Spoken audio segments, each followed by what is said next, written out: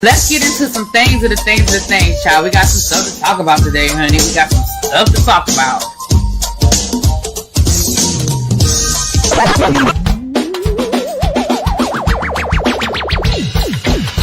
Hit that like button if you are new here. Go ahead and hit that subscribe button. We have a great time over here. You meant what you said when you said it. Really be as bad, because I'll be understanding y'all sometimes. And when y'all know when I say y'all, you know I ain't talking about y'all. I'm talking about y'all. It makes me that all these people that got something to say have been actively involved in the political process in their world. I don't believe it. You ain't gonna convince me. I know y'all love me.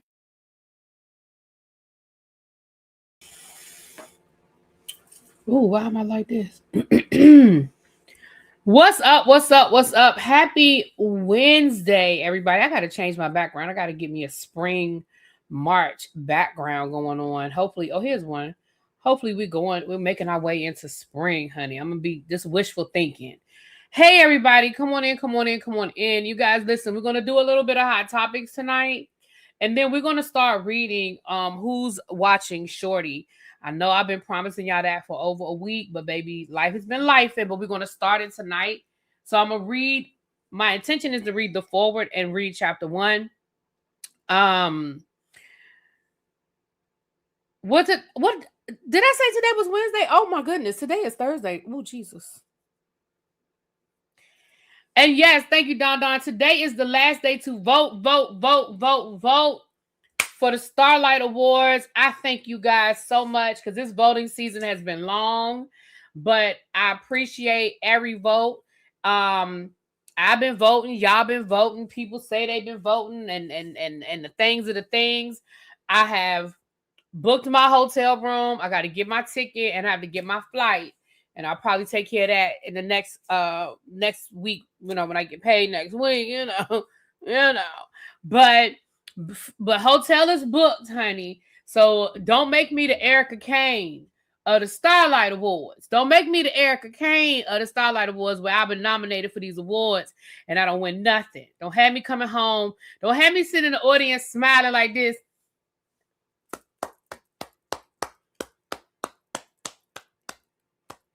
Girl. But no, real talk. Y'all know I'm just tickled that I was nominated, but I mean, it would be nice to walk away with something, you know what I'm saying? Anyway, y'all come on in. Hey, what's up, T? Where you been? Life been working you? So let me say hi to the people. I'm sorry, I don't know why I said Thursday, because Lord knows I know today. I mean, why? Child, I got my days all mixed up. I don't know why, but today is Thursday. Hallelujah. So let me say hi to the people. What's up, Amber? Lovely Nola. What's up, Joanna? Janae. Hey, boo. Quake. Gossip in the Garden. Lady Leatherneck. Hey, Yana. How you doing, boo? You just left the schoolhouse? Girl, I know them days. What's up, little Miss Introvert? KDK, Miss Cookie. Brandon, what's going on? Hey, Benji. What's up? Hey, Papo. Kitty Dog. Hey, girl. Cheryl, what's going on? What's up, boo? China White, Don, Tracy, T All Me, Miss Rail. What's up, Jay? What's going on, y'all? So come on in. So we only have a few hot topics. That's part of the reason why I was like, well, this would be a perfect day for me to start the book. Because it's not a lot going on that I'm going to talk about, But we're going to get into a few hot topics and then we're going to jump into the book. Now, when we start getting into the book, I am going to change this chat into a members only chat, but we are on my book club channel as well as this channel. So when we start reading the book, just go over to the book club channel and you can still chat freely and say all the things you want to say. But going over to the book club channel, I don't even think I put it on. You have to be a member for 5 minutes over there. I think I just got it open. Maybe I need to put subscriber for a minute. Maybe I do need to change that to subscriber for a minute because I don't think I have it. Oh, shoot. I'd have to log into this. Never mind.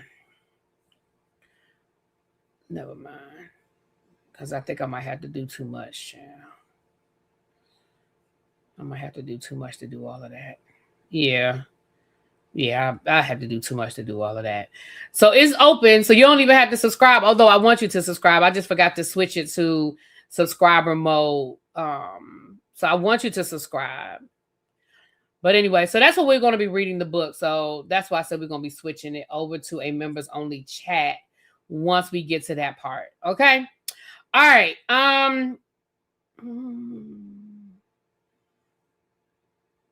Child, YouTube playing games. Why they already done made this a yellow video? I ain't even said nothing yet, YouTube. Why is this video yellow? Is it because I'm talking about the book? Oh, YouTube be on some bull hockey. Y'all, they already made this video yellow. That's some bullshit. Hold on, y'all.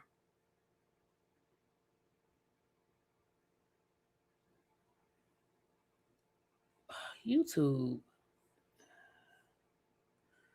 So let me request a review. Go on and review it. I ain't even said nothing yet. Why is the video yellow? I think because they know the content of this book, I think is what it is. They know the content of the book. I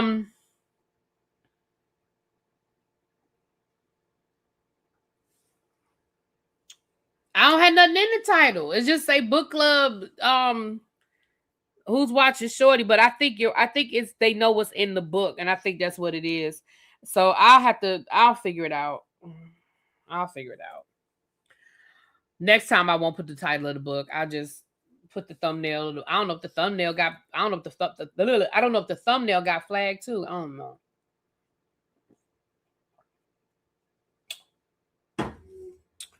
Let me just change it to book club, child. Let me just change it to book club. I probably have to change the thumbnail too, though. But let me just change it. Let me edit the title. Child. I'm going to just take out the name of the book. I'm just going to say book club, honey. Dang. But yeah, I think because they know what the book is about. Anyway, I put in for a review. There's nothing I can do about it now, child. We already live. That's all I can do. That's all I can do. All right. But thank you, Yana. Thank you. Yeah. So I just took that out the title. All right. Well, first of all, y'all know that Kristi Noem, yes, Kristi Noem is gone. Listen, all I got to say is this.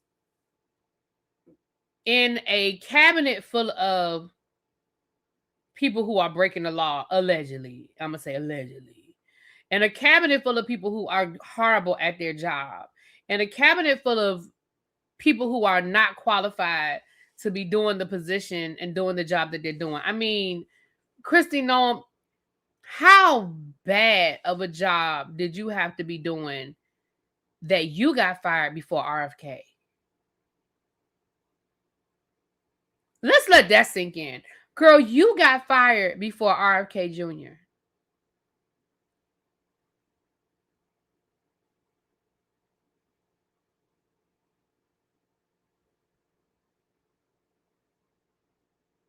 Oh, I don't expect the replacement to be, I mean, let's be clear. She was doing what she was told to do. She was just bad at defending it. Let's be clear. She was not doing anything that she didn't have permission to do. She was just bad at how she defended it. And at the end of the day, let's be clear, because they brought up the whole thing about her sleeping with Corey Lewandowski and all of that. Baby, that's because she's a woman.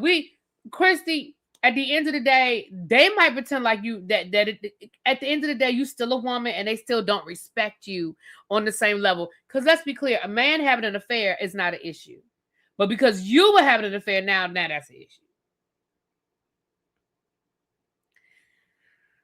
But anyway. Well, isn't it about the time he started? You know what, Little Miss Introvert? He's been doing a good job, and I remember his last term, baby. He was on his 4th or 5th press secretary by now. So yeah, I mean, it ain't like he won't fire people. We know he's good at firing people. So it'll be interesting. Like I said, I don't read too much into it because, like you said, the replacement ain't much better. It's not like she was going rogue and doing stuff she wasn't supposed to be doing. And it is what it is. But we're going to move on from that, child. Let me say this too. Let me remind everybody, and when I say everybody, I'm not talking to the tribe because the tribe ain't the problem, right? But for the people who might be listening to the replay, because the people who listen to the replay, y'all, so let me say this. We can disagree respectfully. You don't have to like my opinion. You don't have to agree with my opinion, but we're going to stay respectful. When I did a short yesterday about Tasha K and T.S. Madison, and I was saying, is T.S. Madison hinting that she may be looking into filing charges against Tasha K?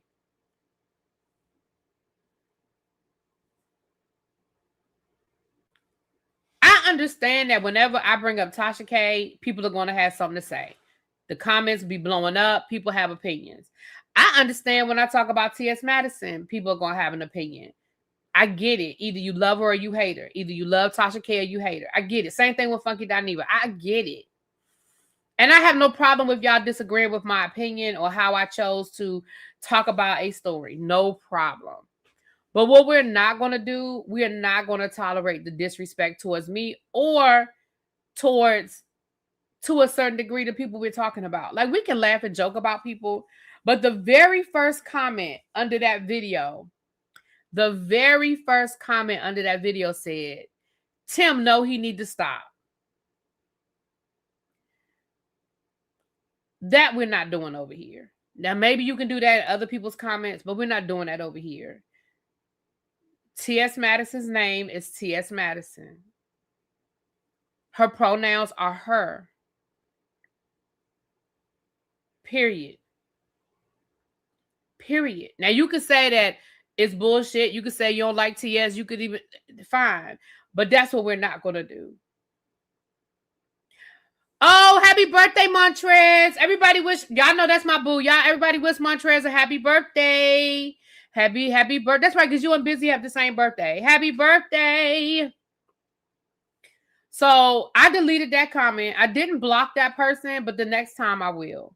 Again, I don't understand why y'all, when I say y'all, I ain't talking about y'all. I don't understand what's so hard about respecting somebody's name and respecting somebody's pronoun. It doesn't hurt you. It doesn't affect you.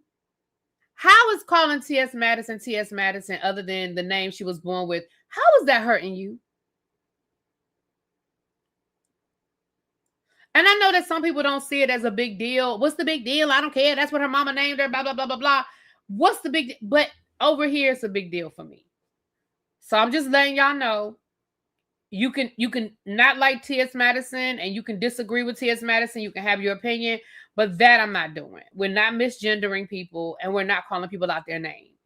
Ice Cube got y'all calling that man Ice Cube. That is not, his name is O'Shea Jackson. That's what his mama named him, O'Shea. But y'all call him, y'all ain't got no problem calling that man Ice Cube. Lil Uzi Vert. Y'all ain't got no problem calling that man Uzi Vert. You know what I mean? Like, y'all don't have no problem calling people a name that they want you to call them. So I don't understand what the big deal is about calling TS. Your house, your rules. TS misgenders also, but I definitely understand you. I feel you on that. And I know that T.S. Madison, when she's in battle, she goes to hell. I got it. But that her battle with other people ain't my battle. But I thank you, Kim. I appreciate that. But let someone call them out their name. Right. You know? So again, you can call her Maddie. Like, or you can say, I don't F with her. I'm cool with that. You don't have to like T.S. Madison. You don't have to agree. But that was the very first comment under that video, y'all. And I was like, damn. But anyway, I just want to remind y'all that those types of comments will be deleted. You coming at me crazy is going to be deleted. And you making those types of comments are going to be deleted. Again, don't have to agree. Don't have to like people. But I'm not comfortable with that. I'm just not. I don't like it. I don't like it. That's what it is. And again, I'm not saying I agree with everything that T.S. Madison says and does. Hell, she grown. I can't make her do one way or the other, but you know. We're taking a round of shots for Montrez's birthday. All right, send it around. All right, but moving on. We're not gonna stay there. I just wanted to say that I was talking to somebody today about that, and I was like, that is just crazy. But let's go ahead and get into this.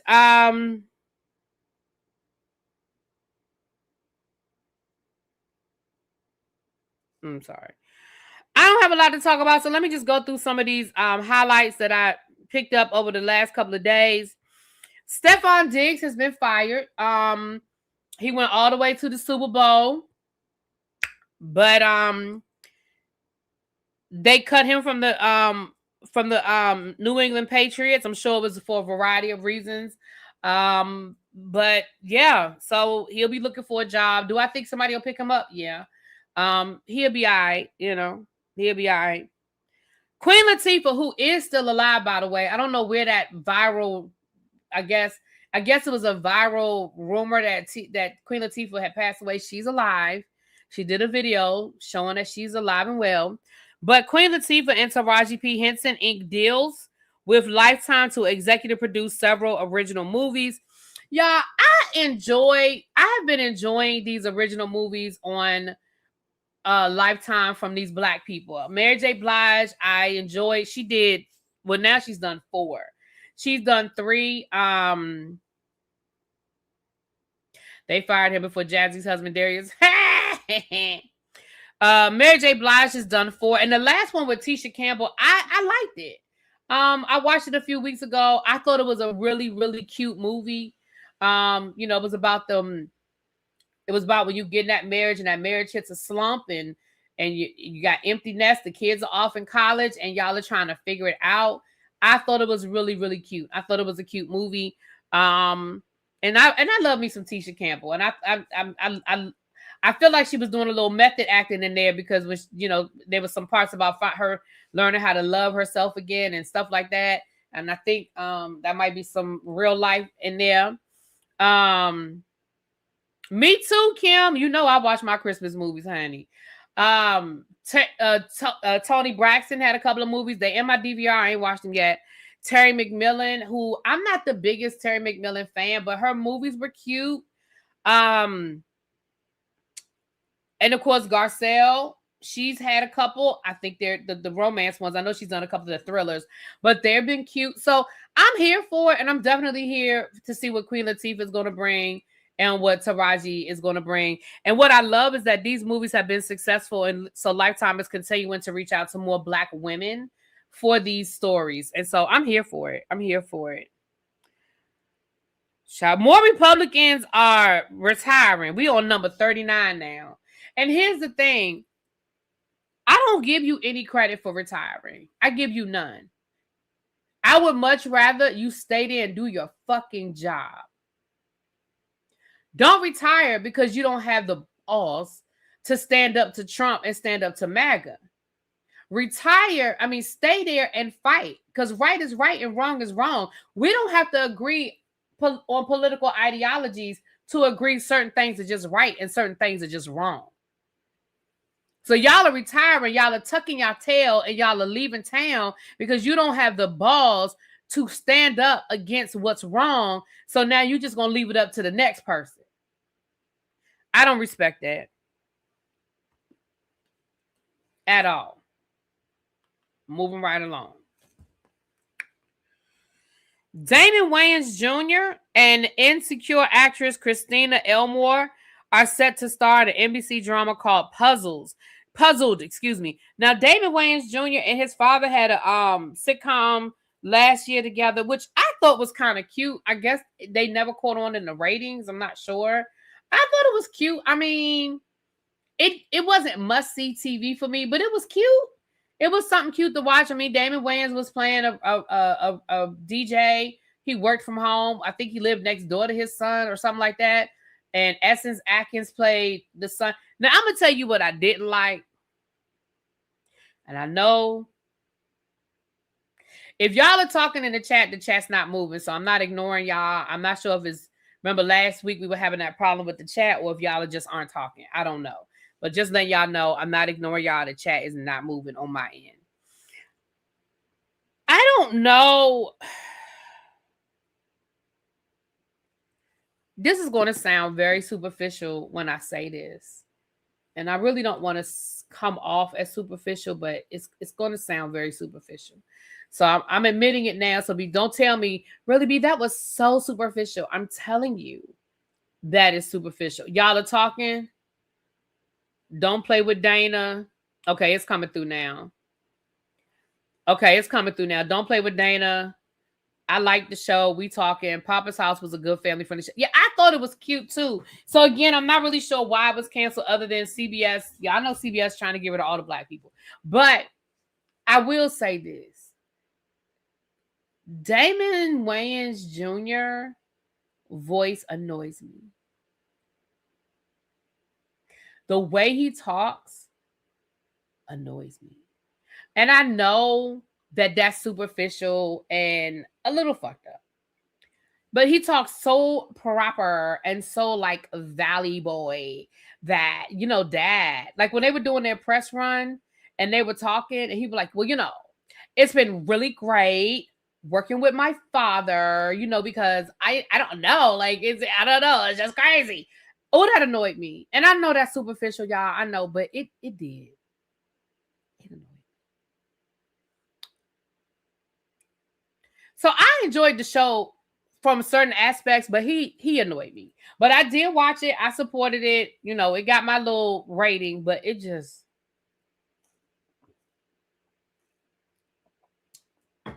moving right along. But congratulations. I'll be tuned in, seeing what the story is all about. Shout out to Kid Rock. Shout out to Kid Rock. His Rock the Country tour is turning into Rock the Bankruptcy. This is according to my boy Danny 01, who does the surprise and pulls his leg up. It says that artists are bailing, dates are canceling, and the bill is hitting 6 figures. And it couldn't happen to a better person. So shouts out to you, sir.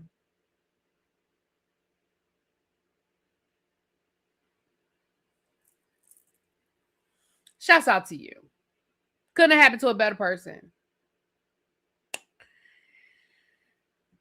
Now, the owner of Destination Smokehouse has come out to speak after Mr. Tenderism said that he was fired and said that, we found out that a black lawyer has indeed secured the trademark and has officially turned that trademark over to Mr. Tenderism. So he now has his name, Mr. Tenderism. He can use it. He can market it. He can make money off of it. He need to start making t-shirts immediately. People are going to buy a t-shirt faster than anything else. And then whatever he decides to do next, he can continue to build his brand. So shout out to that black lawyer who saw the game, peeped the game, and got in the front of the line and got that trademark. And shout out to him for not trying to make money off of it, but turning it over to Mr. Tenderism. Shout out to you. Okay. Now, back to the owner of Destination Smokehouse. He actually released the video. I'm not even going to play the damn video. I'm going to just tell you what the man said. He going to say that he did not fire Mr. Tenderism. He going to say that he knew about the trademark and that they were partners and that he wished him well in his future endeavors. And he alluded to Mr. Tenderism left voluntarily because he wanted to do his own thing.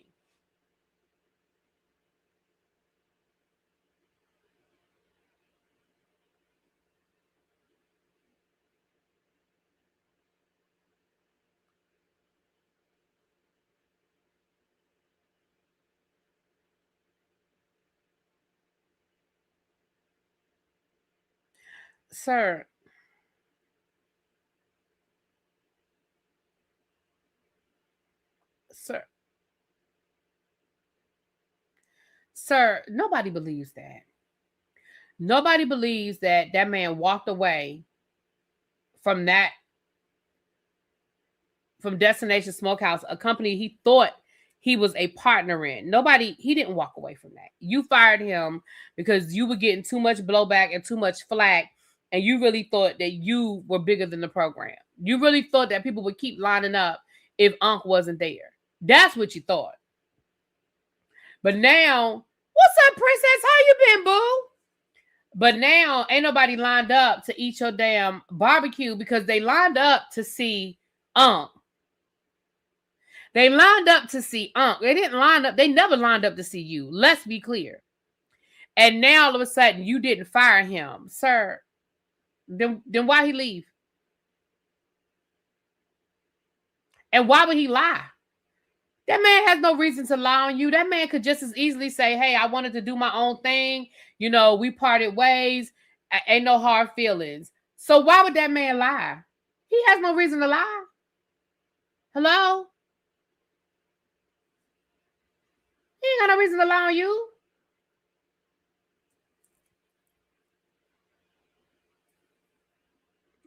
What up, Halfpan? Hey, Terrence. What's going on?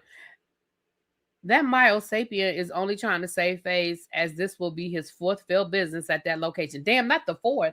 I knew it was at least the second. I didn't know it was the fourth. But what I will say is,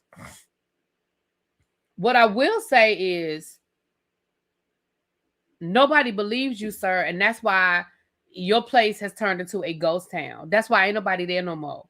That's why where it used to be line outside wrapped around the corner, baby, you could walk right into the front of the line. You ain't got to wait for nobody and get whatever you want. Okay? You are feeling it. And shout out again, like I said, my only concern is that has people around him that's going to protect him, and he's going to do right by his money. Okay.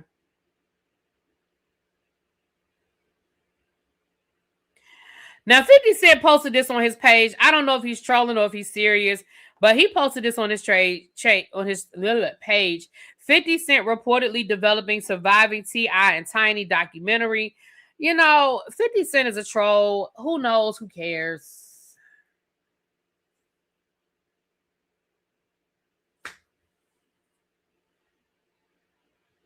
Who knows? Who cares? Like, 50, do your best. Like, again, 50 Cent, I used to love 50 Cent. I really did. I loved his music. I did. But over the years, I think it started with the Tierra Marie thing for me, and it's just gone downhill since then.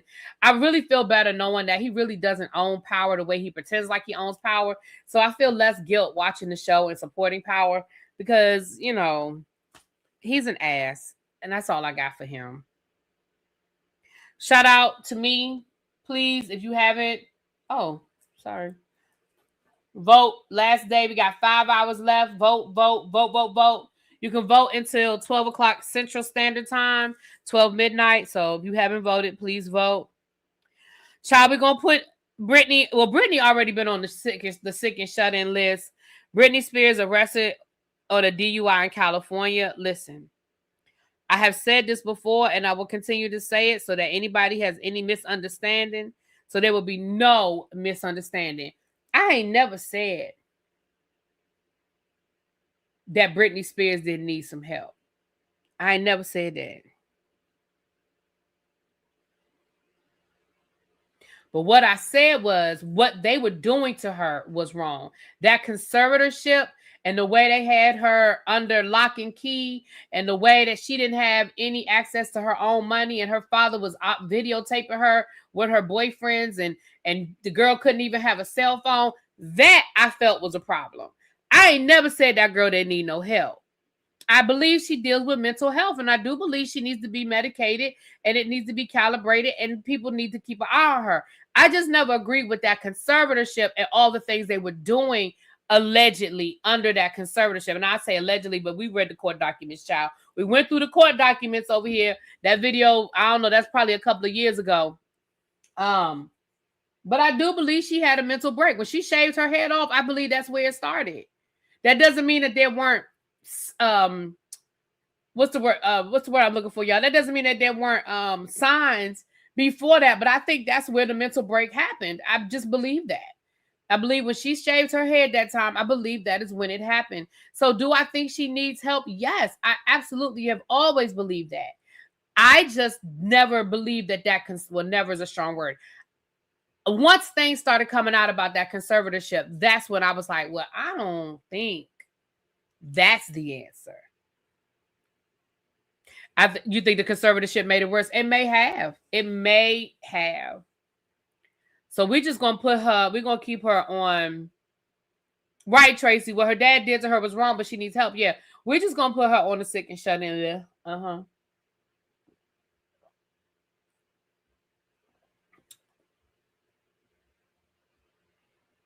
She needs to be medicated and calibrated. Yes, gossip in the garden. They need to be calibrated, honey.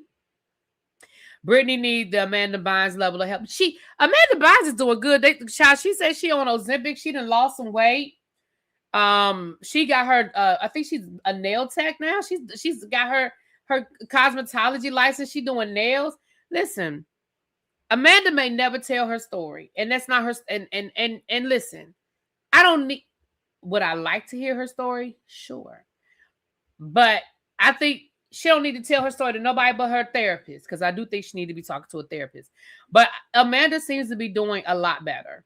Knock on wood.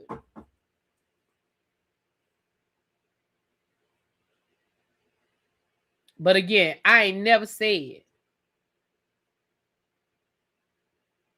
that the girl didn't need no help.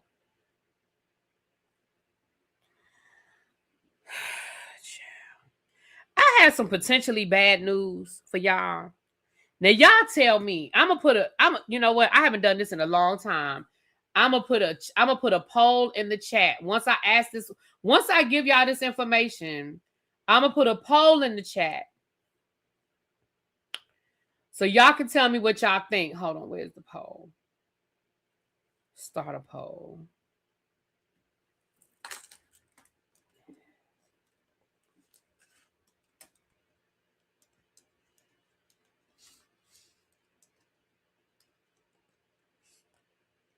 Now, this is all circumstantial evidence.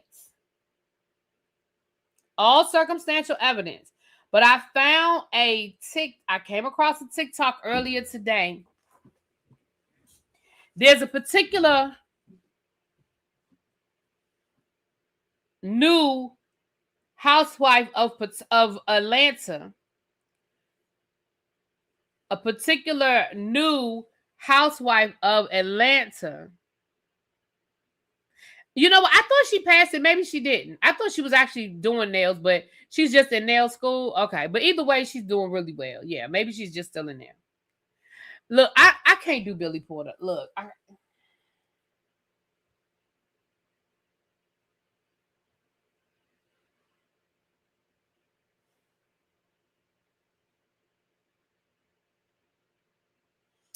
I can't do Billy Porter. I can't. I'm sorry. I don't have no commentary because I really try to stay away from Billy Porter because I can't do him. I want to love Billy Porter. I want to remember him as Pray Tell. That's it.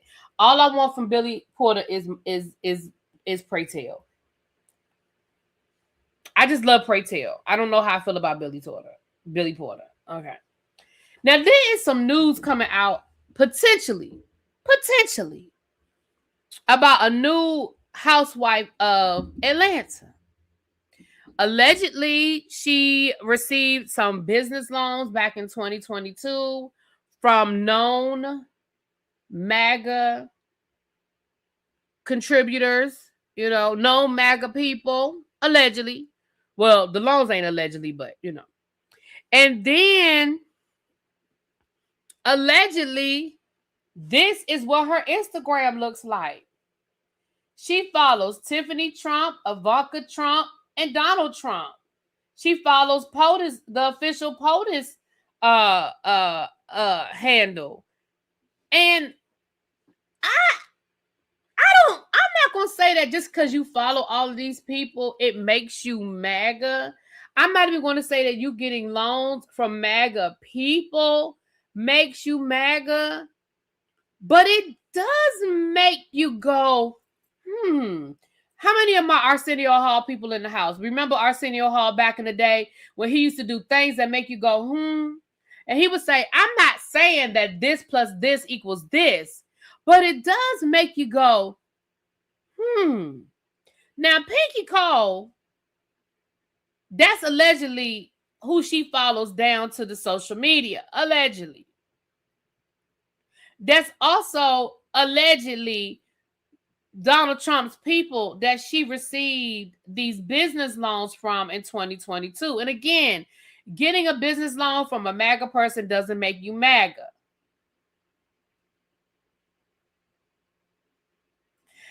She got government loans as well, but she also got loans from, hold on, let me see if I can find this whole TikTok. I'm going to play the whole TikTok. Hold on. Because I don't want to speak for her. Hold on, let me find it. Was this Instagram or TikTok? I'm about to find out.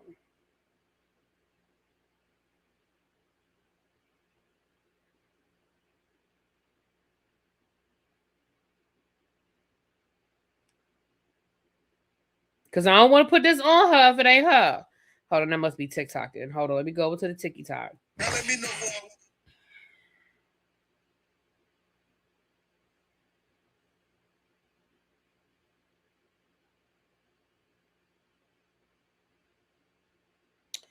Lord, now I ain't gonna be able to find this account. Hold on, y'all. Give me a second.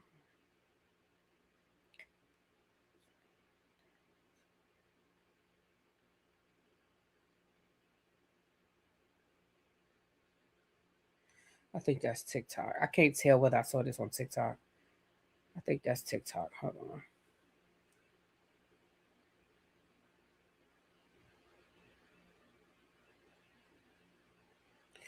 No, it must be Instagram. Hold on. Hold on.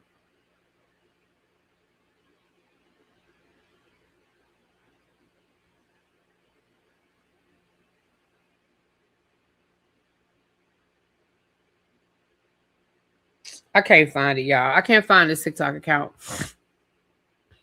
Someone says she's the McDonald's of vegan burgers. Oh, if it walks like a duck and it talks like a duck, why even do it if you don't want to be associated? Well, that's true. All right, y'all, hold on. I'm gonna try one more thing to see if I can find, because I don't want to I want to be fair, because again, once you put that on somebody, it's hard to shake it, and I don't want us to start canceling her if it ain't nothing to cancel. Hold on, let me see if I can find this. Okay, that's TikTok. So let me see if I can find this. Yeah, that's TikTok. Hold on, I'm gonna find it.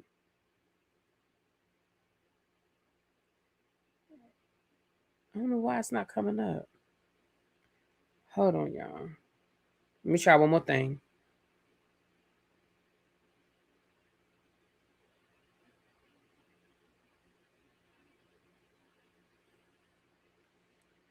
Hold on.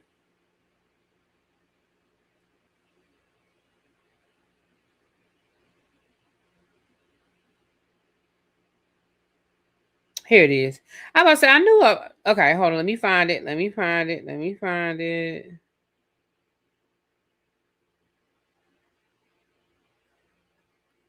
Hold on. Is this Pinky Cole? Nope. Nope. Nope.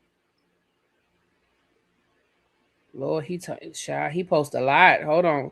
Here it is right here. Hold on. Tiffany Trump of all people. I just wonder. I don't know. Maybe she just liked the family. Maybe she just liked Tiffany Trump of all people. Maybe she like our bumper style. Maybe she like the man with the dead hands makeup. Maybe she don't care about him being in the Epstein files over 1 million times. Maybe she don't care nothing about the ICE people snatching people off the street pretty much. Maybe she think he's top tier. I don't know. I don't know. Maybe she just like the family. Maybe she just like Tiffany Trump of all people.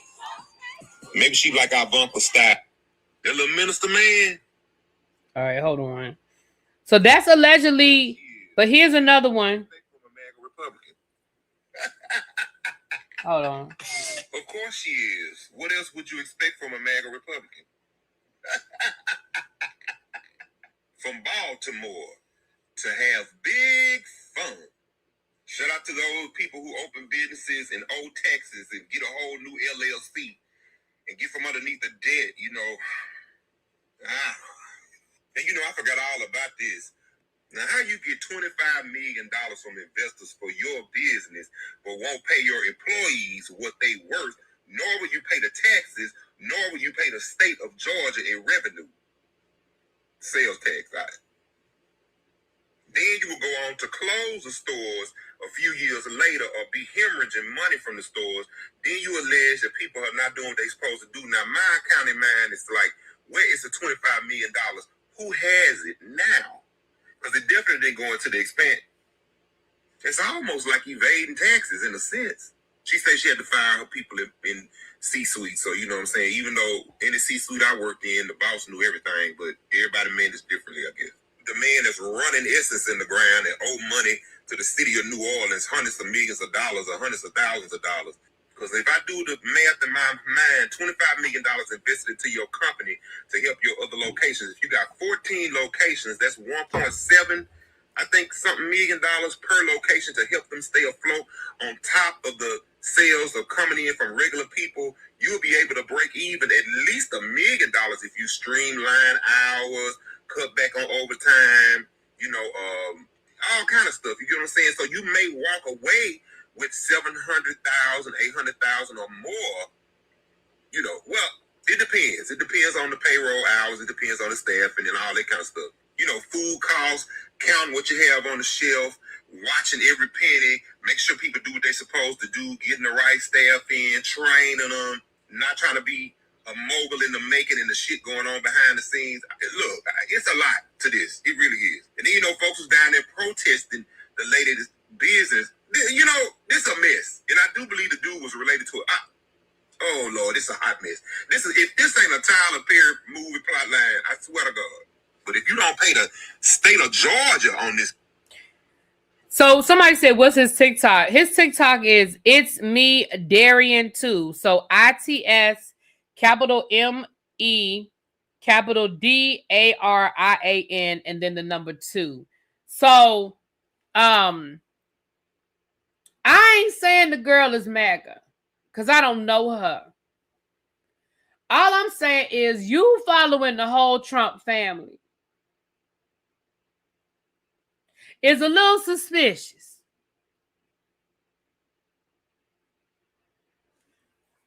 You following the whole Trump family is a little suspicious. That's all I'm saying. Now, let me look at this poll. Let me see what y'all saying in this poll. Oh, wow. 82% said yes. 18% said no, but it was only 34 more votes. Everybody vote. Go vote in the poll, please. It's 100. How many people in this chat? Okay, it's 179 of y'all in this chat. Can we get 100 votes, please? Thank you. I want to be fair. So can we get 100 people to vote? I want us to be fair now. Okay, we up to 41 more votes. All right. Can we get 100 votes? 42. Can we get 100 votes? Please, thank you.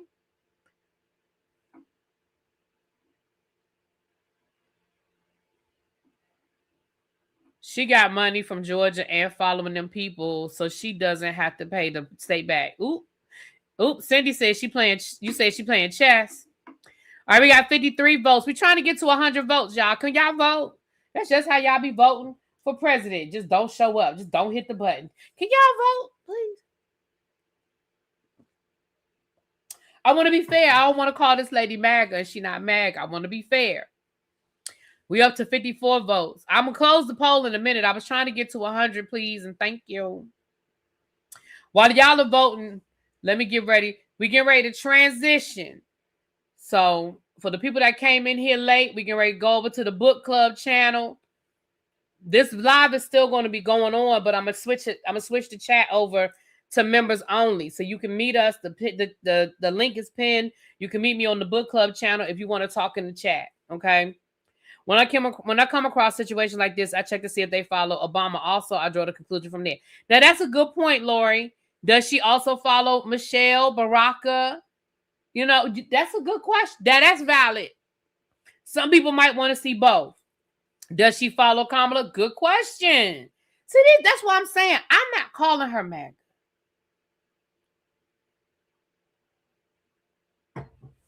I'm not calling her MAGA at all. But what I will say is, you get ready to go on this show, and y'all know how people do when you be on these reality TV shows. Y'all know how these people do. They're going to tear you up, down, in, out, round and round. Upside down.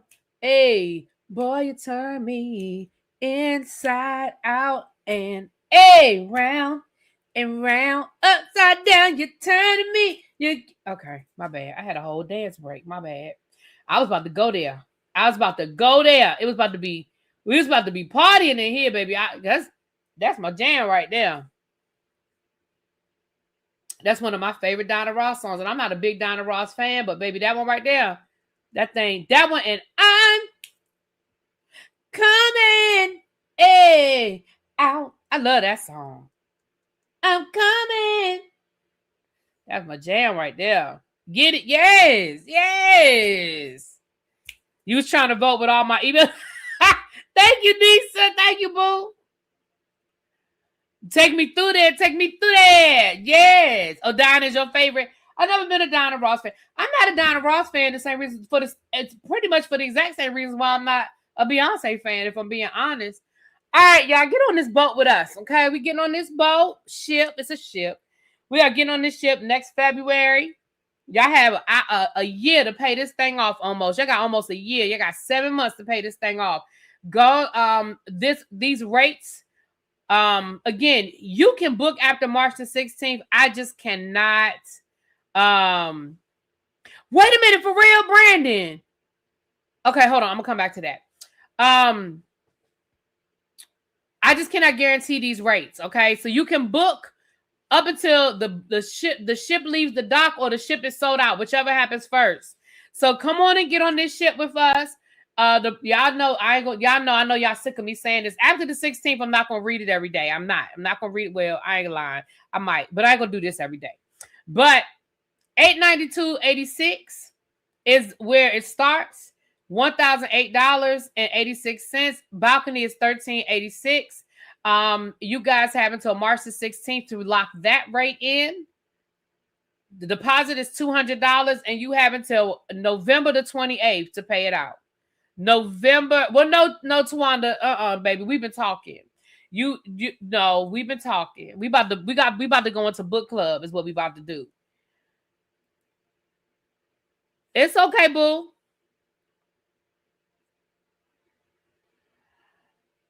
So anyway, get on the ship with us. There's the group number. That's the number to call. We have 20 rooms already booked. We're trying to get to 50. My goal, well, Cruiser told me that my goal is 50 rooms. So we're trying to get to 50. We had the last time I checked, we were at 21. Okay. Y'all, we can go into book club. So if you are on the Really Be TV main channel and you are not a member, just hop over to the Really Be TV book club channel. The link has been pinned. Tracy dropped the link. Okay, we at 75 votes. I'm gonna go ahead and close it. Excuse me. So if you want to vote, last chance to vote. We were trying to get to 100. But the last chance to vote, we are at 75 right now. That 79% of y'all said yes, that makes her MAGA. 21% said no. So I think that's fair. But I do think it's fair to look up and see if she follows Obama, if she follows Kamala, if she follows Jasmine Crockett. Like, how many Democrats does she follow? I mean, maybe she just followed them because she just want to keep up with what they doing on the other side. Maybe she one of them people that feel like you need to know your enemy. I don't know. But anyway, we get ready to read the forward in chapter 1. I'm going to try to get to chapter 1. DB says she going to look for us. Okay, go run some reconnaissance, DB, and find out if she follow all the people. Because if she follow all the people, maybe she just one of them people that follow everybody, you know? Maybe she just one of them people that just follow everybody. All right. Let me see here. All right, we're going to go into members only chat on this channel, which means that members will still be able to talk over here. But over on the other channel, we are going to be in... it's an open chat on the other channel. Okay, so we are... Let me know. We should be in members only chat now. You voted your limit. Thank you, Auntie Eva. Thank you, everybody that voted. Again, this has been... The voting process was about a month long or a little over a month. So I know y'all was sick of us asking y'all every day, every channel y'all went to where the people were nominated. But I appreciate y'all that did vote. I did. And however it goes, real talk, however it goes, I thank y'all. Whoever voted, whether you voted once or voted 50 times, thank you so much. And however it goes is however it goes. All right. Are we in members only now? Let me see. The chat ain't moving. So did I knock off the chat altogether? Okay, Sweet Pea's there. Okay. Chanel said, forget that. I'm just gonna become a member over here. Thank you, boo. You've been a member though. Thank you for renewing your membership because I feel like you've been a member. All right. Okay. So let's get ready to get into this. Again, this video done already been put on yellow. So now I know what I need to do. I'm just gonna do a separate video. So that if I don't make any money off the video, it's what it is. Because my book club channel isn't even monetized at all. So we're just gonna go over to the book club channel. If they're not gonna monetize the video, ain't no need me doing it over here because that channel's not monetized. So there's that. So we are getting ready to read, and y'all know because of the content of the book, and because I'm not going to just read somebody's stuff word for word, because I don't want to do that either. We will be, editing ourselves accordingly. If you want to read the whole book word for word, go buy it or get the audio book. But we are going to be reading through the book. This is Who's Watching Shorty. This is the story of the young lady who was the subject of the infamous R. Kelly tape. We talked about her interview, and we talked about this before. I hope you and your panel win. Thank you, Quake. I hope so, too.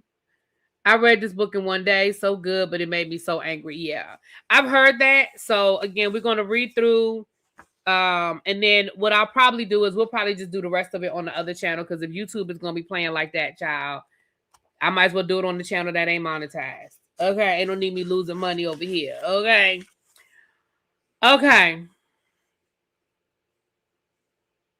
So this is the foreword of the book. I'm going to start at the foreword. So the foreword says, I'm calling on the cavalry to read this book. We need you. Black women and girls have been waiting for someone to stand up and protect us for half of a millennium. Rashonda Landfair has been waiting a quarter of a century to be seen.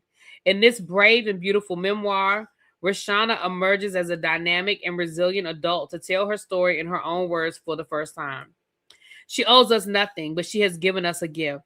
Rashonda Landfair's name was not immediately familiar to me, although I vividly recalled the rampant innuendo unleashed sometime in 2002 by a widely circulated tape involving R. Kelly. I remember nothing about the girl at this center. The details may elude me because I was grappling with my own escape from abuse in the music industry that same year. As a survivor of sexual violence, I made a point of avoiding any footage of the ambiguous video.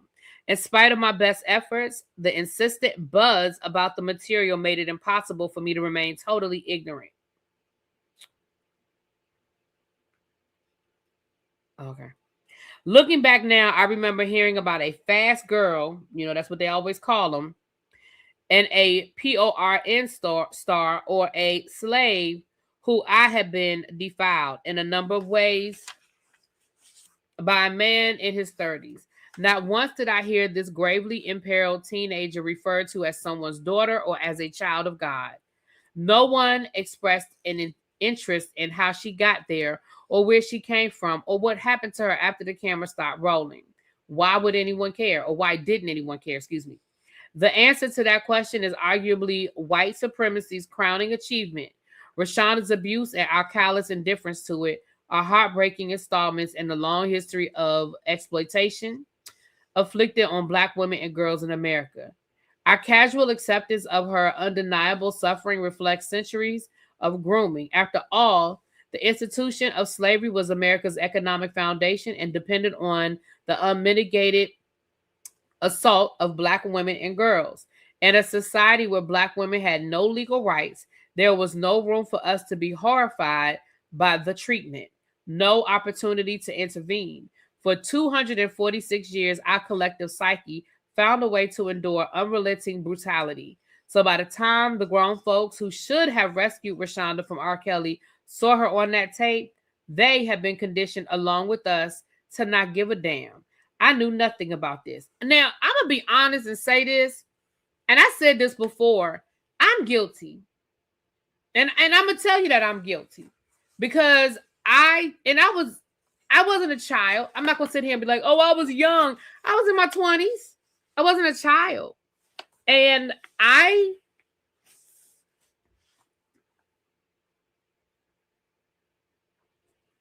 didn't take it seriously. I didn't see it the way I look at it today. I didn't see it the way I look at it today. I mean, today I clearly see it for what it is. It's child, PORN. He was a predator.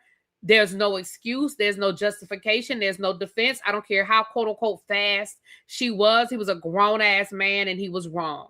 And that tape should never have been treated as a pre-game to anything. I told y'all I went to a fight party one time and they were showing the tape like a pre-game. And I didn't stop it. I didn't say, oh my gosh, this is horrible. What are you talking about? That's a child. So I have to point the finger at myself. So when I'm reading this, I'm like, I see her point. It's valid. It's valid. Let me keep reading. In late 2017, during the initial wave of hashtag Me Too, I shared my experience as a victim of abuse in the music industry in an article in the New York Times. 3 years later, I appeared in a documentary called On the Record, exploring the double bind faced by Black female victims of Black perpetrators as most violent crimes, including RAPE. It was terrifying. The challenge of coming forward exacerbated for Black women by the legacy of false allegations of actual misconduct that have been weaponized against Black men and boys for centuries. Informed by this history, I intended to carry the secret of my abuse to my grave. Cases like Emmett Till and the Exonerated Five weighed heavily on my mind. I was also deterred from coming forward by the contempt with which Anita Hill's story of abuse had been received the year before I began my career in the music industry. Even without the additional layer of prejudice, reporting actual abuse is daunting for survivors of all races and genders. The most obvious obstacle is the tremendous shame associated with the experience itself. Coming forward is further complicated by the fact that it almost always takes place in the context of long-standing interpersonal relationships. In 2017, struck by the courage of women and some men who were bravely calling out abuse of titans in various industries, I decided to break my silence. As a wife at the time and as a mother, I felt a responsibility to try and make the world safer for the next generation. As a Black survivor, it is also important for me that the Me Too movement included our voices. I naively believed that in response to our stories, esteemed leaders would step forward to insist that Black women deserve dignity, safety, and care. I was wrong. The cavalry for Black women never came. Black women experienced to be magic are deprived of the compassion reserved for damsels in distress. So as there's no manager or knight in shining armor that we can call. Spurned by leaders in our own community, survivors of On the Record joined Rashonda Lanphier and Anita Baker on a bleak arc of history bending toward despair. But joy cometh in the morning. Rashonda Lanphier grew up. Rashonda Lanphier set herself free. Rashonda Lanphier has returned to tell her story. Her unflinchingly honest and deftly told account offers all of us an opportunity to take accountability of our role in her suffering. Hold space for her. Do not look away. We should be horrified. It is not too late for us to intervene, and we must intervene for the sake of every victim, past and present. They still need you. Rashonda still needs you. Black women and girls still need you. I implore you to give a damn.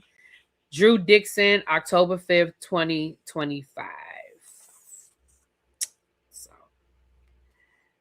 Cheryl said, I'm guilty too. I saw that video and didn't speak on it, but today. Right, exactly, Cheryl. So I'm not going to sit here and pretend, listen, I'm guilty. I can't do nothing about it. I can't undo what I did or what I didn't do. But I was conditioned as well.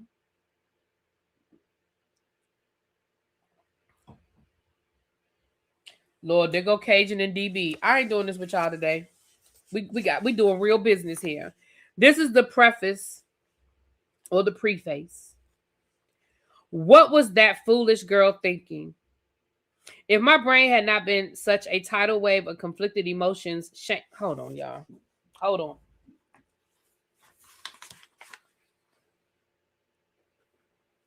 Baby, the writing just got smaller, honey.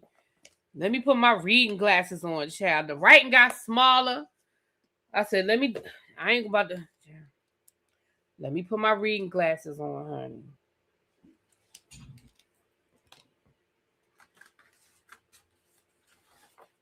Here we go. Oh, that's much better. Praise him. Oh, look at that. Praise him. Oh, that's much better. Oh, hold on. I lost my page. Hold on. Okay. Foolish. What was that foolish girl thinking? If my brain had not been such a tidal wave of conflicted emotions, shame, and a hazy understanding of love for the grown man who defiled my child's body, maybe I would have asked the same thing. God knows. I often felt foolish, reckless, and ashamed. But most days I was so paralyzed with fear that I couldn't allow myself to think and answer that Robert hadn't told me to think. This man, more than twice my age, whom I called my godfather, made me as invested in his lives as he was. I'm sorry, more than double her age? Now, see, the problem is when I put these glasses on, then this gets blurry. Miss Kiki said, I never watched it. I was horrified when I saw it. I said immediately, there's no way he didn't know she was a child. She wasn't even fully developed. I never bought another album after that day. Well, good for you, Andrew, because, baby, I ain't gonna lie. I wasn't there. Was it foolish to believe him when he said that the world hated me, that you thought I was a hoe on my best day, but that he would protect me? I already knew that nobody could see what was happening, or if you did, you surely didn't see it as a problem or blame Robert. She ain't wrong. I tell you, it's not easy being a girl, especially a black girl. Shamed for our developing bodies, we're considered too foolish or too fast to keep ourselves outside the clutches of lecherous men who our community puts on a pedestal despite their predatory behavior because of their great music, money, fame, looks, or street cred. And if shit happens, we girls are supposed to lick our wounds quietly and protect our violators' secrets as our own. Let me tell you something. You don't even have to be rich. You didn't even have to be successful. How many people have ever had a family and they say, well, you know, don't let her sit on Uncle so-and-so's lap, or you know Uncle so-and-so gonna be there, so you know. How many people have you heard, it may not be your family, but you've heard people tell you stories that they knew they had that uncle or cousin or male family member that they knew wasn't right and knew was doing stuff they didn't need to be doing, and nobody did nothing about him. They just kept the girls away. So you don't even have to be rich and famous to be protected as a man, as a predator. You ain't even got to be rich and famous, but I'm sure, but being rich and famous, we know, adds to it, you know? Was I a fool to believe Robert when he said I had made him love me so hard it hurt? How did I allow myself to get turned out by my godfather? Why didn't I muster the courage to drop a dime on him? After all, there were always plenty of folks milling around. From Robert's parade of bodyguards, cooks, chauffeurs, housekeepers, nannies, sound engineers, musicians, personal assistants, managers, and throngs of other hanger-ons, to the revolving door of artists and celebrities who were always stopping by. You all saw me there. I was always there. Maybe you looked without seeing. Ooh, that's deep. Maybe you looked without seeing. Maybe you saw without watching. Because if you were watching, you would have seen me seek his approval for every word that came out of my mouth. You would have noticed that all the things that used to matter to me no longer did. Maybe recognizing my pain would have forced you to unearth the secret of your own abuse and acknowledge your scars from poorly healed trauma. Perhaps you told yourself it was none of your business, that R. Kelly was no better or worse than any other man in the music game, and I should have known better. That somebody else was supposed to check for Shorty because that was above your pay grade. So because I didn't starve off the heady diet of dopamine and adrenaline fed to me by a predator, I thought was my lover. Shrug. Everybody was looking after all, but nobody was watching. Not watching me. Not watching the man who would cruise the rock and roll McDonald's looking for shapely black girls who seemed to have a point of vulnerability that he could exploit. And that's one thing about predators. They know how to find their victims. When people, and that's why it frustrates me when I hear people say, well, it wouldn't have been me. It wouldn't have been me. It'd never been me. You're right. Because there's something about you that a predator knows they're not going to get what they want. You know? So when people say, it couldn't have been me. It wouldn't have been me. Yeah. And that doesn't mean you're better than the person who was violated or you're better than the person who was exploited. But what it means is there's something in your personality, something in the way you walk, the way you talk, the way you hold yourself, that a potential violator knows you can't be manipulated. So and that's why it frustrates me so much when I hear people say what they wouldn't do. One, you never know until you in a situation or you've been manipulated. But you're right. Some of y'all would never be those victims because it's something in you. The reality is a lot of victims have daddy issues, self-esteem issues. You know, there are other things that factor in that may not be a part of who you are. So, anyway. My classmate was in relations with a man who was 45 years old and she was barely 16. My God. You are broken in the way they need them. Exactly, Cajun. You're right. And predators see it. Predators can see it a mile away. I don't know what it is. I can't put a name on it because I ain't no predator. But predators see it a mile away, y'all. Just know. So that's why it frustrates me sometimes when I hear people, because I feel like some people, not everybody, but I feel like some people put themselves like, that would never be me. That'd be so stupid. But you just, child. When Dave Chappelle's Piss on You skit aired in early 2003, it added insult to injury for 18-year-old me. Here I was, just a few months out of the trauma of the whole world witnessing the disgusting things Robert Sylvester Kelly, R. Kelly to you, did to me, and that he compelled me to vehemently deny, and now there was a whole Chappelle show skit poking fun at my humiliation. I'm sure Chappelle would say that comedians make fun of inappropriate stuff all the time. And all of you who've laughed at the punchline will argue that you weren't laughing at me, but it didn't matter. The damage was done. Robert was so mad that his threats to me kept me denying this ever happened. Denying this ever happened often came in the form of physical and psychological abuse. Ironically, any blows to the chin that Robert took when the skit hit the fan only got him bigger music sales from an even broader audience. So he was rewarded.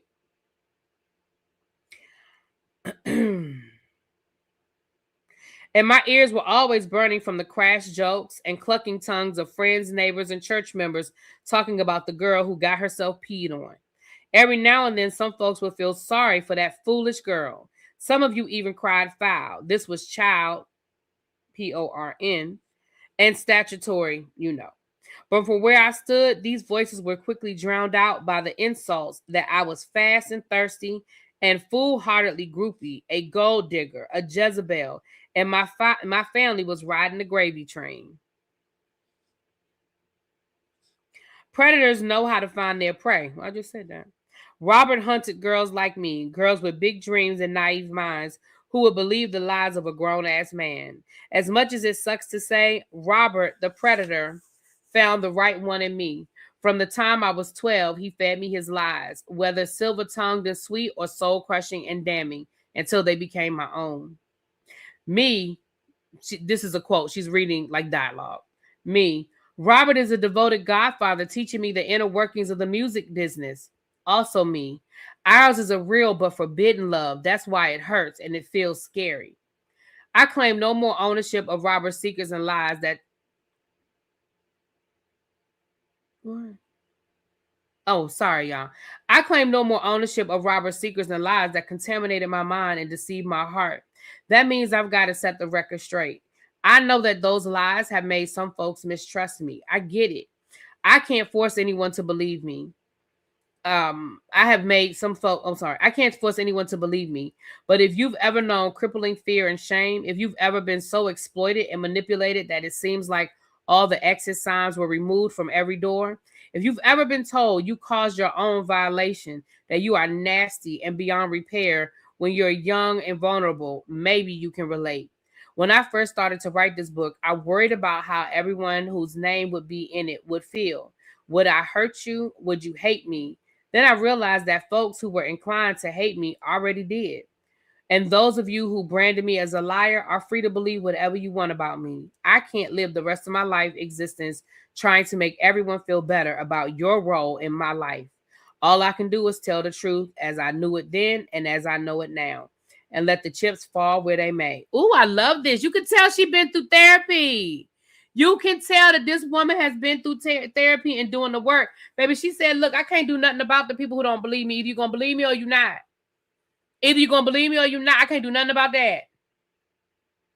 And either you're going to believe me and let the chips fall where they may. Yes, I love it. I love it. I have no desire to ruin folks' lives. God knows I've suffered enough under a man who didn't love me like he said he did and was willing to use me up and distract me from his own demons.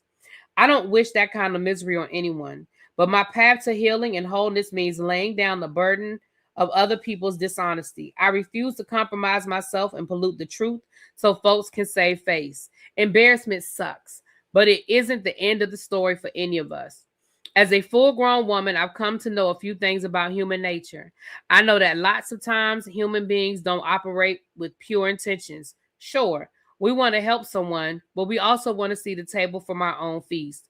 We're angling for a foot in the door or on the ladder of success. We want bragging rights, access to the VIP room, recognition from friends and fans. And if we can't get those things from our own accomplishments, we'll settle for being close enough to the so-called greatness of others that we can grab some of their crumbs.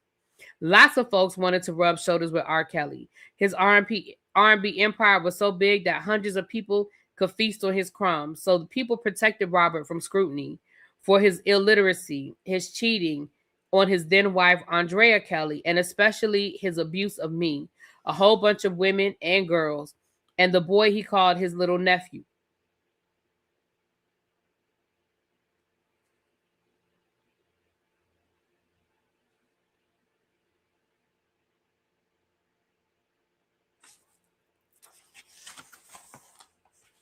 Let me read that again. Lots of folks wanted to rub shoulders with R. Kelly. His R&B empire was so big that hundreds of people could feast on his crumbs. So people protected Robert from scrutiny for his illiteracy, his cheating on his then wife, Andrea Kelly, and especially his abuse of me, a whole bunch of women and girls, and the boy he called his little nephew.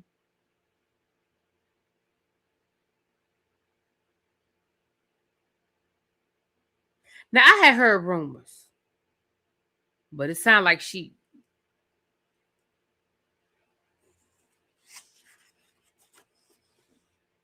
Okay. Let me keep reading. Okay.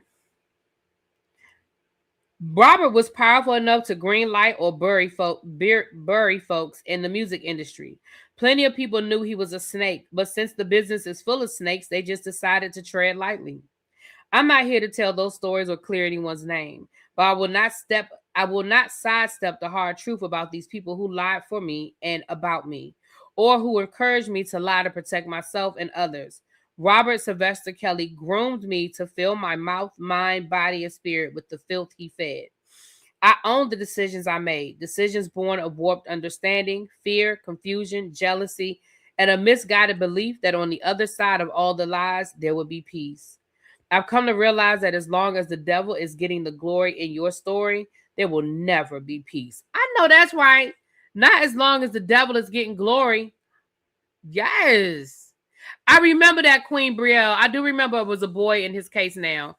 I was reading, y'all, I'm really reading this in real time, so y'all just got my natural reaction, that's all. But I did remember that. I do remember that now that y'all say that. Now that you say it, I remember that. As I heal the girl inside of me, I'm telling her story, my story. I'm reclaiming my name because I don't want it to be a dirty word. And my body because I no longer want my image reduced to that blacked out face of an exploited child.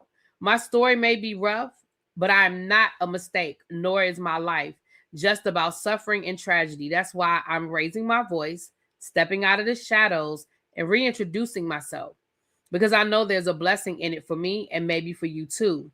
I'm not holding on to one more lie.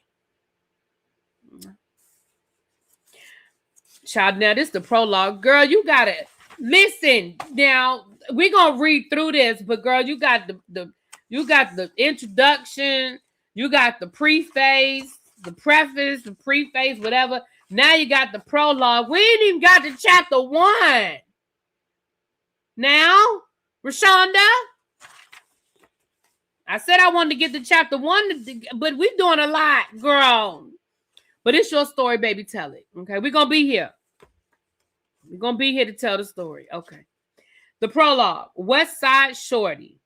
Crisscross, Lil Bow Wow, me. I was that good. A pint-sized girl rapper from the west side of Chicago. I was a member of a professional singing group called For the Cause. Originally, we were YWFC, Young Warriors for the Cause. Along with 3 of my cousins since I was 9. I was the youngest member by a couple of years, but because I was a confident rapper in a small package, I was a standout in the group. Friends, family, and fans alike called me Shorty. For the Cause was a cover band, and we put our own hip-hop spin on soul and pop classics like Stand By Me, Every Time You Go Away, and Ain't No Sunshine, as well as original songs like Make Your Head Rock. At first, we were on football legend Reggie White's record label, but Big Doggy Records, before signing with Jürgen Grabner, who was then at RCA BMG. By 1998, we had released a CD and we were minor celebrities in Europe and beyond. Our song Stand By Me even charted in the top 10 in 8 countries, Germany, where it reached number 2, as well as Austria, Belgium, Ireland, the Netherlands, New Zealand, Sweden, and Switzerland. Although For the Cause toured in several countries, especially Germany and Italy, our group's popularity in the U.S. was more modest. Most of our stateside fans were in our Chicago hometown. But my family kept me humble, and at 9, 10, 11, and 12 years old, I really didn't realize our groups were internationally famous. With my dad, Greg Lanfear Sr., a professional guitarist, and my favorite aunt, Stephanie Sparkle Edwards, an R&B singer on the come-up in Chicago, I was just loving life and following in the footsteps of my musical family. Music wasn't the only thing I loved to do, though. My tiny frame contained a big and bubbly personality. I was popular in my Oak Park neighborhood for being a tom girl who delivered on the basketball court, a Girl Scout who took my cookie sales seriously, and a leader among my peers. My family was nobody's idea of rich, but if there was ever any struggle, it lived far beyond my notice. As far as I was concerned, life was full of everything I needed and a few extras. Besides, I loved being a big sister to my brother, Lil Greg, who's 8 years younger than me. As short and as small as I was a giant to him. Then I picked him up and put him on my shoulders. I relished how good it felt to be big and powerful in his eyes. My parents kept me active in our community, from attending a host of local park and rec center events to being an intercessor and praise dancer at our family's church. Since we lived pretty close to my grandparents, cousins, aunts, and uncles on both sides of my family, they were like a safety net that extended my footprint beyond my neighborhood and tapped into everything else that was fun in my corner of the globe in the 1990s. Well, that family wasn't there to protect you when you needed them to protect you.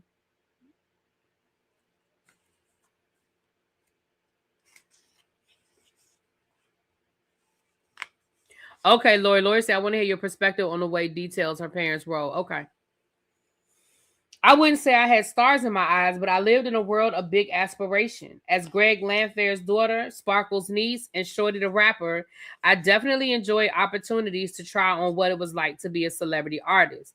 If you ask me, I probably would have said I wanted to make it big as a rapper or basketball player, maybe both. And with my ambition and tight-fitting family, I had no doubt I'd get where I wanted to go. Oh, shoot. Okay. Yeah, I got to just read chapter 1 because I'm supposed to be somewhere at 9 o'clock. Oh, shoot. Y'all done messed up. Part 1 says, I want to be down. This is chapter 1. All that glitters. I don't know how it happened, but when I was 12, I was my Aunt Sparkle's mini best friend. Or at least that's what it seemed like, and I felt special. She was known to the rest of the world as Sparkle, but to me, she was my beautiful, glamorous, and talented aunt. Sparkle, a.k.a. my mom's youngest sister, Stephanie, was already the celebrity of our family, well before her first album was ever released. At 16 years my senior, 9 if you're counting her music industry age, Aunt Sparkle lived downtown, traveled at a whim, and had choreographers and producers as friends. She was different. I admired everything about her. When I was very little, I remember I met the man who was then Aunt Sparkle's husband, Earl Robinson, of the R&B trio Public Announcement. The group became best known on the national scene for backing up and up-and-coming R. Kelly in the early 1990s. The day I met him at my grandmother's house, his combat boots, New Jack swing outfit, and swagger told me he was big time even before Aunt Sparkle introduced him. That's how she rolled too. Hair laid, outfit on point, and her own swagger that made people take notice. At some point, Aunt Sparkle no longer had a husband, but what she told 12-year-old me confirmed she had her share of admirers and hadn't lost a step in her personal life. As I watched her get dressed to the nines for her various engagements, she would school me on topics that felt light years away, like the importance of staying ready for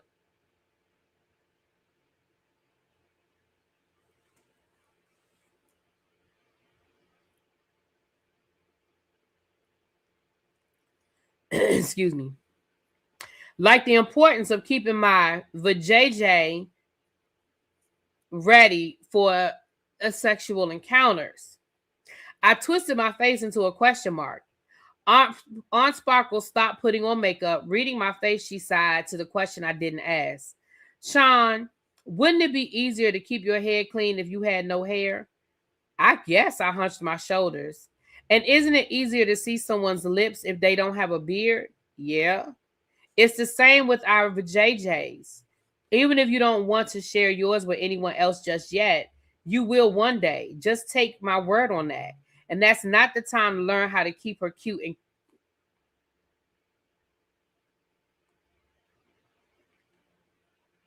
and that's not the time to learn how to keep her cute and sweet.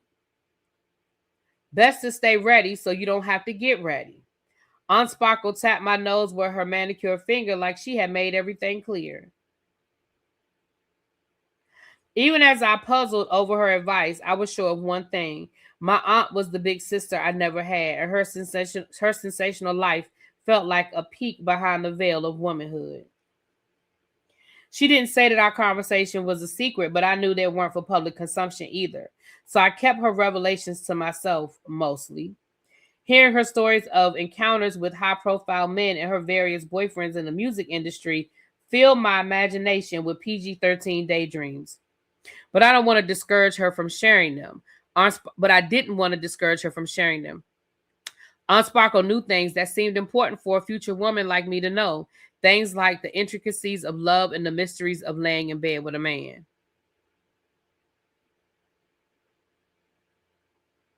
Aunt Sparkle wasn't the only member of my family in the music business, of course. But she looked the part more than the rest of us. Yes, for the cause had toured all over Europe, and my cousins and I had a blast attending the Stellar Awards and touring with Raven-Symoné in 1996, as well as a well-respected guitarist in the deep bench of Chicago talent. Dad gigged all around, playing everything from funk to R&B to gospel, jazz, and hip hop, though he made the most regular paychecks playing for gospel artists at church productions. But it was Aunt Sparkle who shined like new money as her star continued to rise in the R&B universe. She was a credited background vocalist on Aaliyah's 1994 double platinum debut, Age Ain't Nothing But a Number, produced by R. Kelly, who was killing the R&B game on the international stage. And 2 years later, Sparkle became R. Kelly's next musical protege. In the process of signing with his newly incorporated Rockland Records, her self-titled debut album in 1998 went platinum. At 12, I didn't know much about the business side of my own group's recording contract, much less Sparkle's music deal. I was just excited for all of us. As a kid, musician, and favorite niece of my favorite aunt, I had a glimpse of the adult world of entertainment, but I was still very much a kid when I wasn't touring with my group. I was content to shoot hoops and hang with my junior high friends. I knew that was a part of a talented music family, of course, and that we all wanted to follow our gifts and talents wherever it would lead us. But the most important thing was I felt loved and supported by them, especially Aunt Sparkle.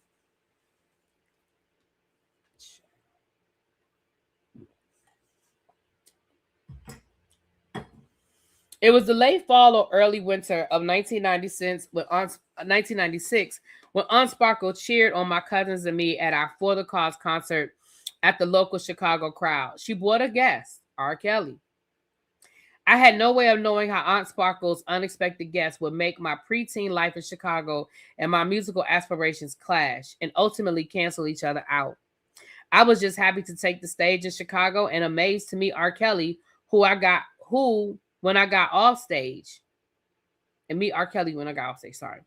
R. Kelly, a bona fide star. R. Kelly, who was everywhere, loved by everyone, especially here in Chicago. Of course, I knew his music. Of course, I admired him. Everyone did.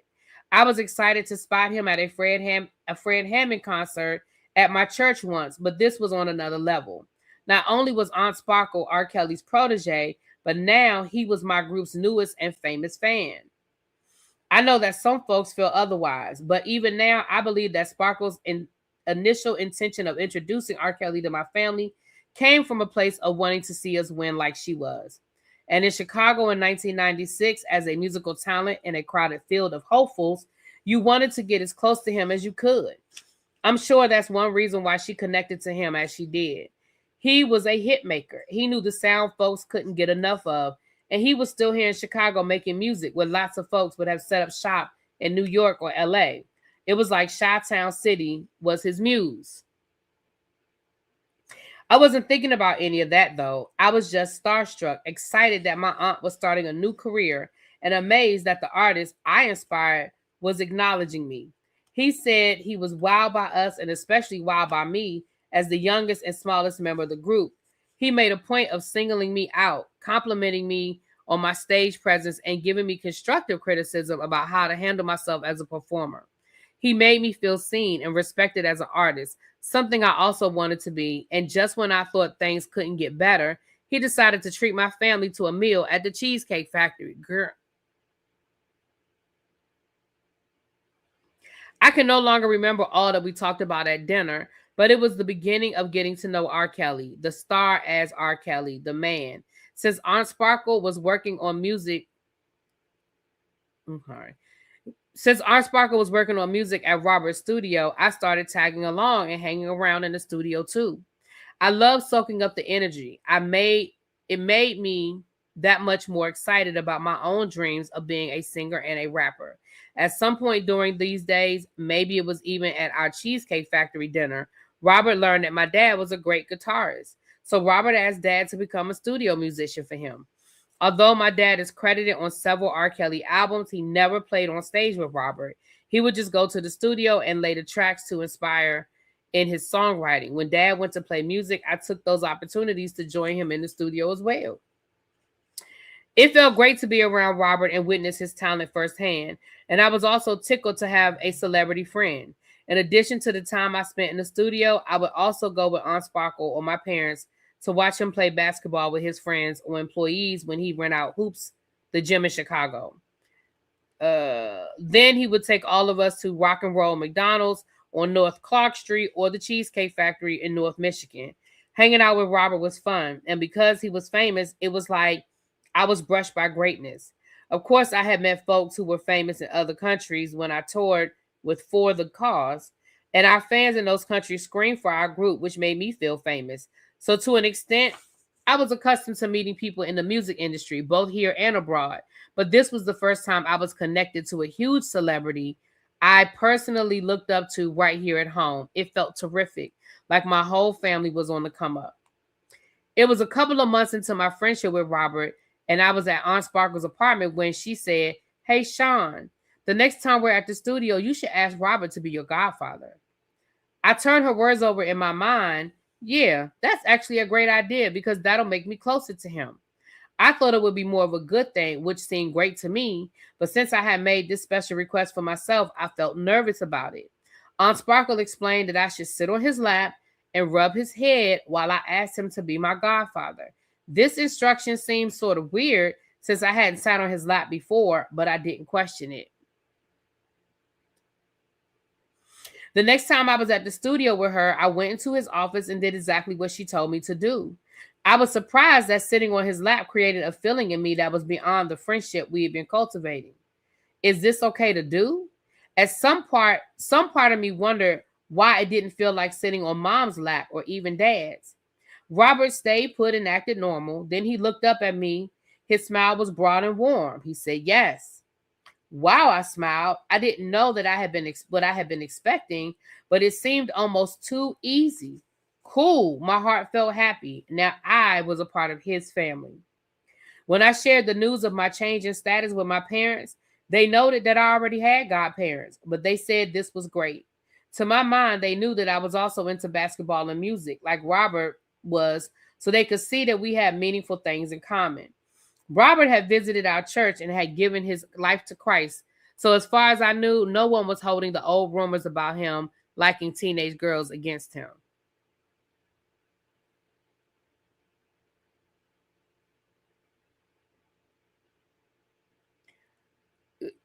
That should have been the end of that right there. When she came home talking about he my godfather, and y'all said you already have godparents. That should have been the end of the conversation. Hello. That's a wrap. That's it. That's all, folks.